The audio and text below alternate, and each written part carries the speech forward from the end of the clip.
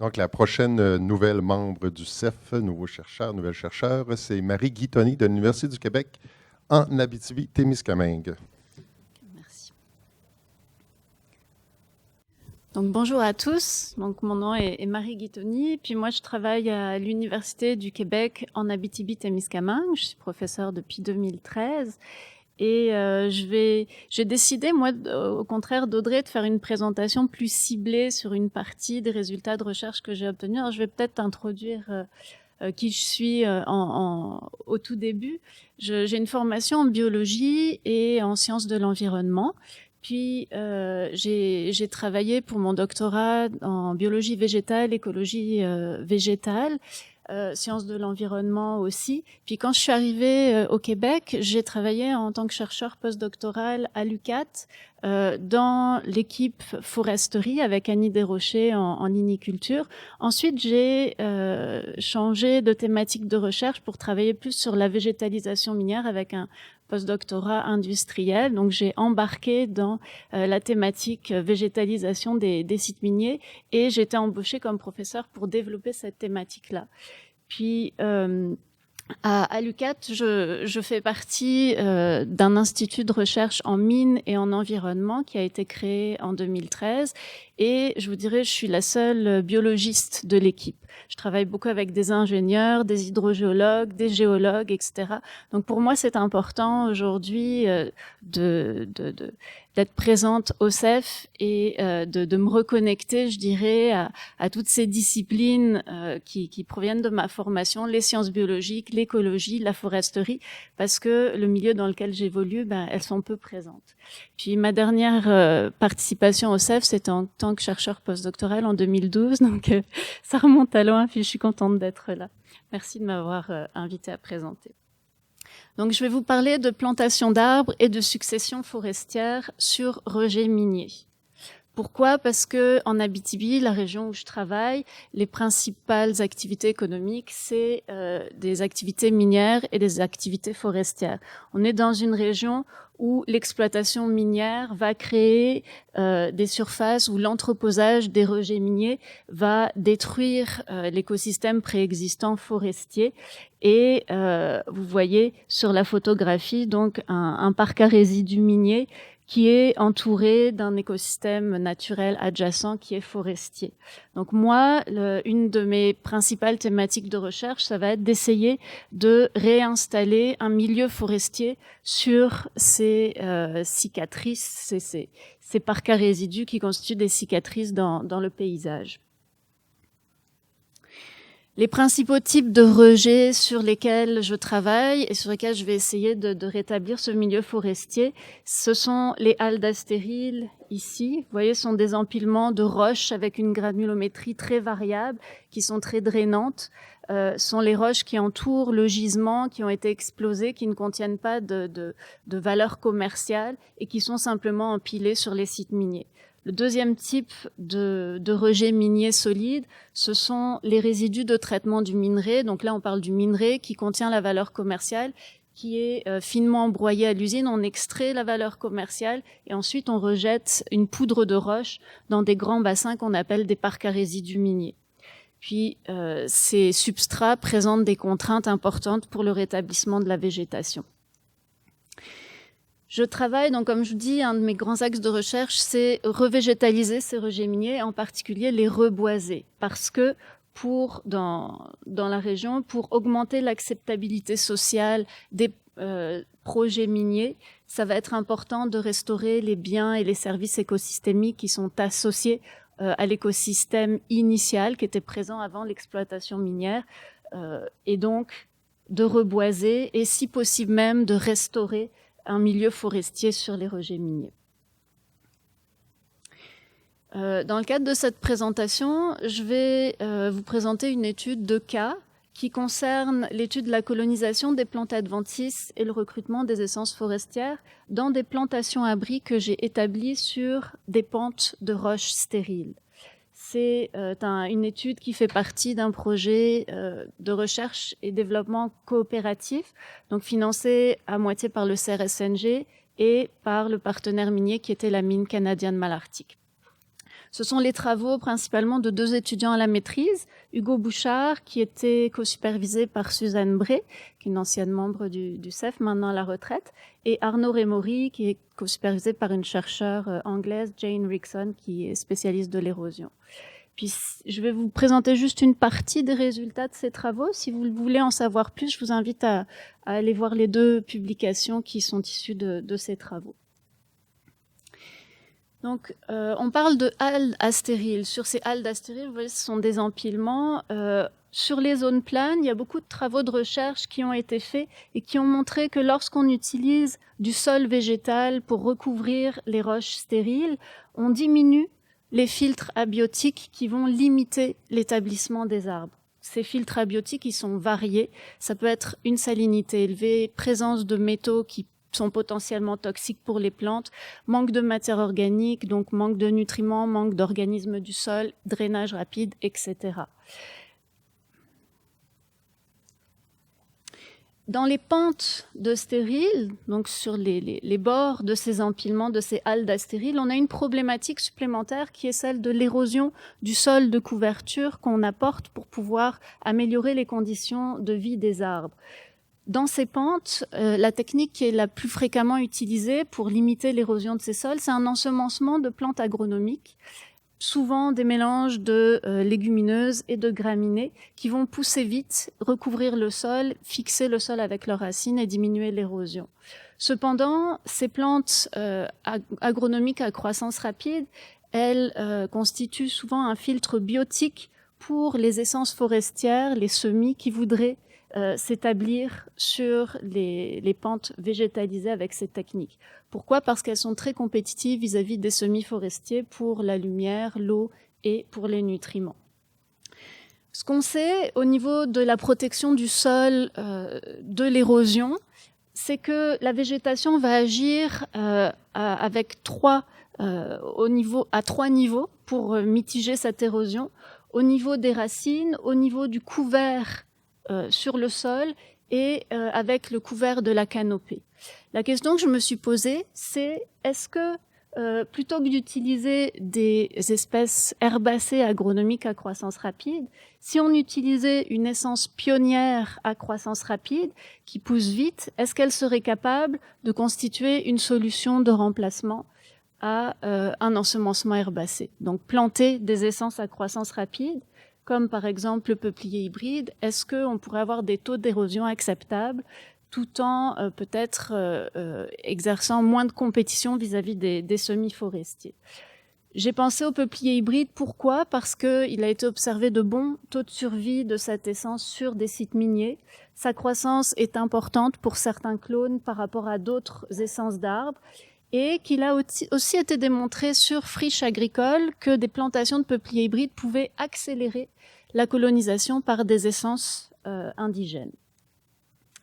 Donc la question de recherche à laquelle qu'on s'est posée, c'est est-ce qu'on peut utiliser des plantations abris de peuplier hybride sur les pentes de stériles pour faciliter le recrutement des essences forestières tout en ayant des niveaux d'érosion du sol acceptables. Au niveau du cadre conceptuel, on se place dans un contexte de facilitation du recrutement des essences forestières en essayant d'améliorer les conditions micro-environnementales sous les arbres plantés. En effet, on sait que dans les plantations, les conditions microclimatiques changent au niveau du sol sous les arbres et également le fait qu'il y ait présence d'arbres plantés peut diminuer la compétition avec les adventices. En particulier, on s'est intéressé aux facteurs espacement de plantation, densité de plantation, car on sait qu'une plantation plus dense a tendance à augmenter l'humidité et diminuer la lumière qui arrive au sol. Donc on a un changement des conditions microclimatiques en fonction de la densité de plantation. Également, une plantation plus dense a tendance à diminuer la présence et le développement des plantes adventices qui sont souvent intolérantes à l'ombre et qui pourraient exercer une compétition vis-à-vis des semis forestiers. L'objectif général de l'étude était de regarder l'influence de différents espacements de plantation sur l'érosion du sol d'une part et sur le recrutement des essences forestières d'autre part dans ces plantations de peupliers hybrides, mais également de comprendre les mécanismes qui étaient responsables des réponses observées. Donc on s'est intéressé aux facteurs expérimentaux de densité de plantation, mais aussi ensemencement d'herbacées agronomiques. Donc on est dans un contexte de pente et d'érosion possible du sol. Les variables réponses qu'on a suivies, c'est l'érosion du sol, la survie, la croissance des arbres plantés et également le recrutement des essences forestières dans les plantations. Puis pour comprendre les mécanismes, on s'est intéressé au développement racinaire des plantes dans le sol superficiel, au regroupement de la végétation au niveau des arbres plantés, mais aussi de la végétation sous les arbres, et aux conditions environnementales au niveau du sol. Pour cette présentation, je vais m'attarder surtout sur ces aspects encadrés en bleu. On a établi une plantation expérimentale sur des pentes de stériles de 33% en 2013. Donc on avait 3 blocs de répétition complets aléatoires. Je vous présente ici le design d'un bloc avec 5 traitements.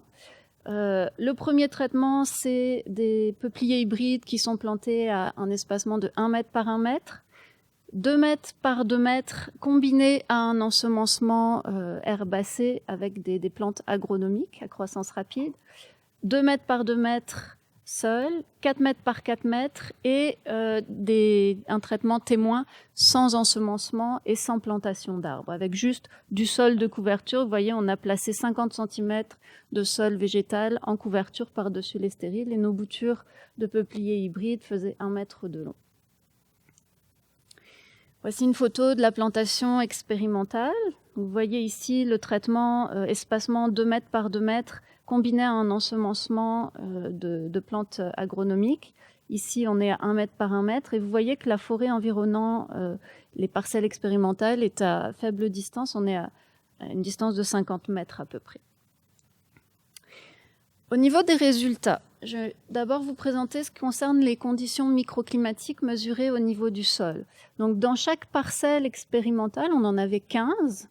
On a positionné 3 quadrats de 1 mètre par 1 mètre dans lesquels on a mesuré la quantité de lumière qui arrivait au sol avec un septomètre et également la teneur en eau volumique du sol à 5 cm de profondeur avec des sondes écho. Si on regarde la teneur en eau volumique du sol en fonction d'une densité croissante de plantation, donc ici on a les parcelles témoins et ici les parcelles plantées à 1 mètre par 1 mètre, on s'aperçoit que, d'abord, on a séparé nos mesures en 2 périodes. Vous voyez, 2014, donc la 2e année après plantation, 2015, la 3e année après plantation. Ici, on est la 2e partie de la saison de croissance, donc de fin juin à fin juillet. Ici aussi, mi-juillet à mi-août, mais ici, on est en début de saison de croissance, mi-mai à mi-juin. Donc, ce qu'on observe, si on regarde d'abord ce qui se passe en début de saison de croissance, c'est qu'on a une augmentation de la teneur en eau volumique dans le sol de surface qui se fait avec l'augmentation de la densité de plantation des arbres. Par contre, donc ce phénomène est connu, c'est probablement parce que la canopée des arbres va limiter l'évaporation de l'eau à partir du sol. Par contre, en 2e partie de saison de croissance ici, on passe d'un patron linéaire à un patron quadratique qui relie la teneur en eau volumique du sol et la densité.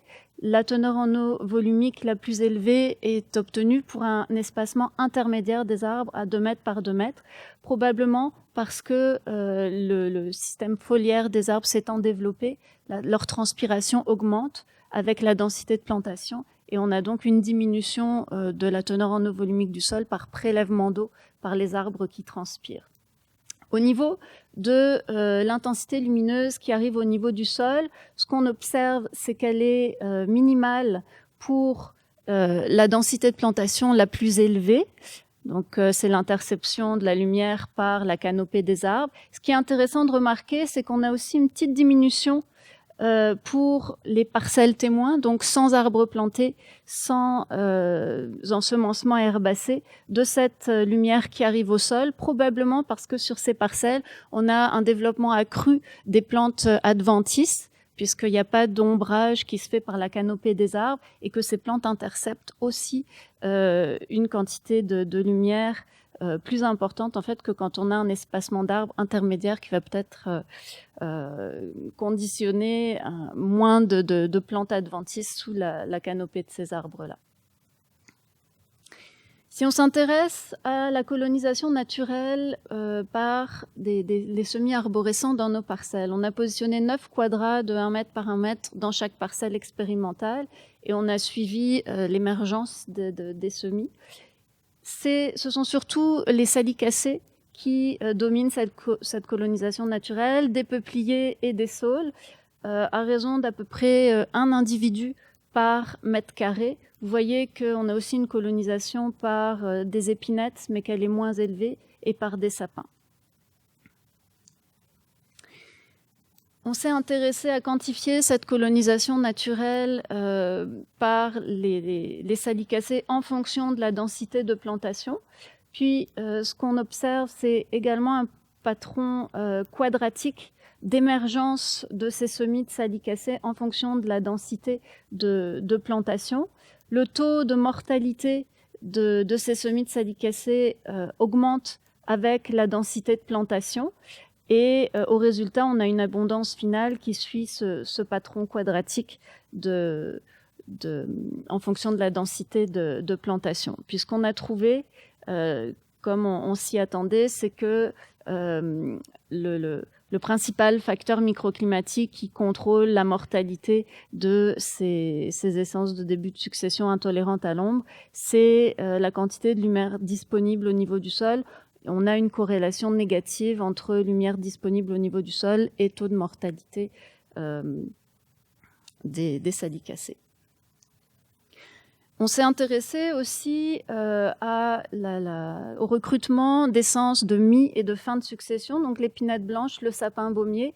Cette fois-là, on a fait un ensemencement manuel avec des graines sur 3 quadrats par parcelle, parce que, comme vous le voyez, on avait peu de colonisation naturelle par ces essences dans nos parcelles. Puis, ce qu'on a mis en évidence, c'est une augmentation du taux d'émergence pour les 2 essences en fonction de la densité de plantation, probablement reliée à la teneur en eau volumique du sol en première partie de saison de croissance.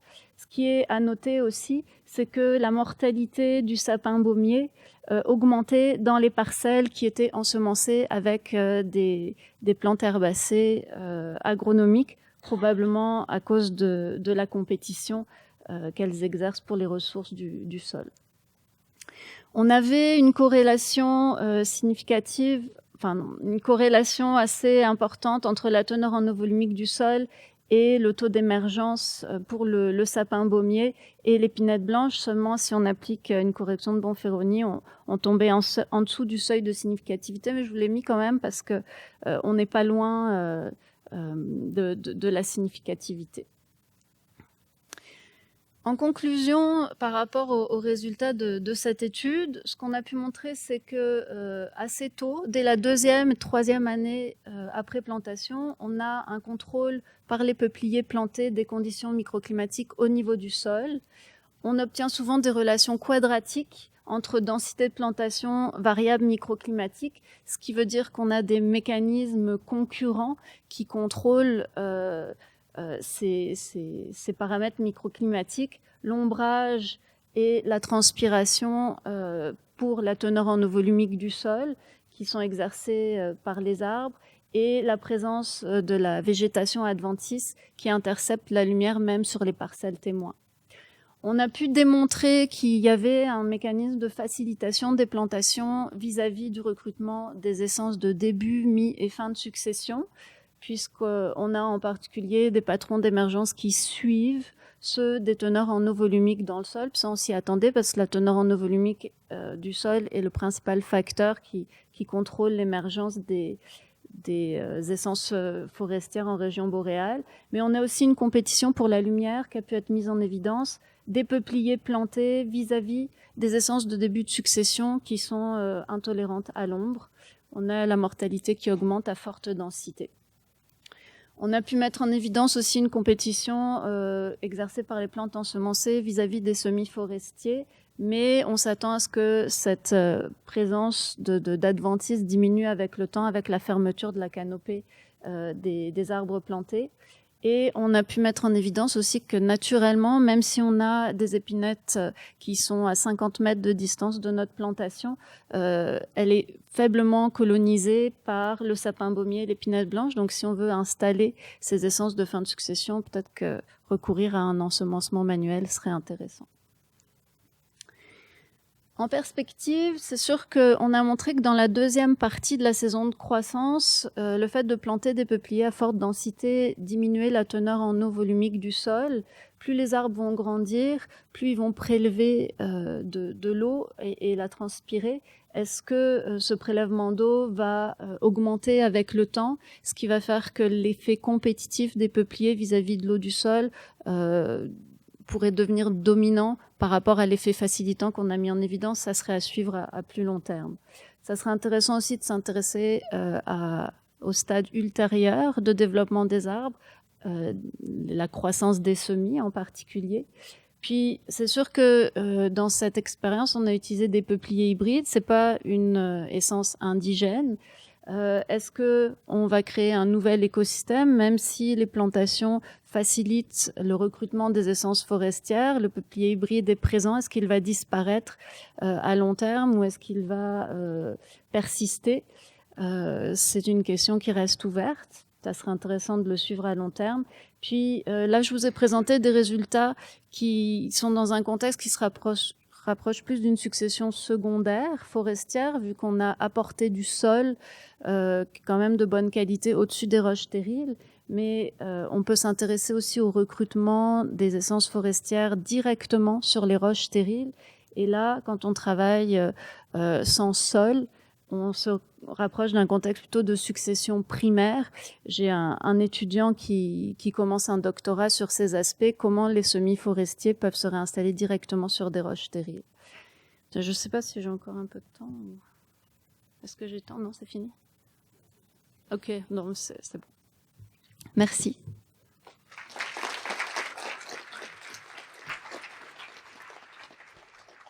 C'était pour te laisser la chance d'avoir une question. Petite question. Ici. Alors bonjour, moi je voudrais savoir si vous prenez en compte le côté scientifique, parce que comme on le sait sur les anciens sites miniers, souvent ce sont des résidus qui contiennent des matériaux qui peuvent être toxiques. Est-ce que dans le choix des plantes qui sont utilisées, on prend en compte ce côté-là où on peut utiliser par exemple la phytoremédiation, des plantes qui peuvent servir à nettoyer un peu ces sols pollués ou ces résidus pollués? Alors, je suis contente que vous posiez la question parce que moi, personnellement, je travaille peu en phytoremédiation parce que dans l'équipe de recherche de laquelle je fais partie, à l'Institut de recherche en mines et en environnement, il y a des gens qui sont spécialisés justement dans la restauration des sites miniers avec des rejets qui génèrent de la contamination. Puis, mon deuxième axe de recherche dont je n'ai pas parlé, c'est travailler à intégrer la couche végétalisée, puis en particulier la présence d'arbres, au-dessus de recouvrements d'ingénierie qui sont utilisés pour confiner les rejets miniers qui engendrent des contaminants. Donc, dans le cadre de mes recherches, je ne suis pas confrontée à la situation où on établit des plantes sur des rejets qui sont contaminés. Là, les résultats que je vous présente, c'est sur des rejets qui ne sont pas problématiques au niveau de la contamination. Puis là, je me permets de mettre juste du sol par-dessus ou d'envisager de rétablir des plantes directement sur les rejets. Quand ils génèrent des contaminants, mes collègues vont d'abord confiner la contamination, régler le problème à la source de la contamination, puis par la suite, moi, je vais travailler à mettre de la végétation. Puis il y a toute une problématique de recherche à associés à établir de la végétation sur ces recouvrements d'ingénierie, parce que la végétation peut affecter la performance à long terme de ces recouvrements, notamment au niveau du développement racinaire, prélèvement d'eau, parce que ce sont des recouvrements dont la performance est basée sur un maintien de certaines composantes du bilan hydrique dans le temps. Puis les plantes vont affecter ce bilan hydrique et il y a beaucoup de travail à faire pour combiner un petit peu les disciplines et les connaissances pour avoir un système qui fonctionne à long terme. Merci beaucoup, Marie. On applaudit.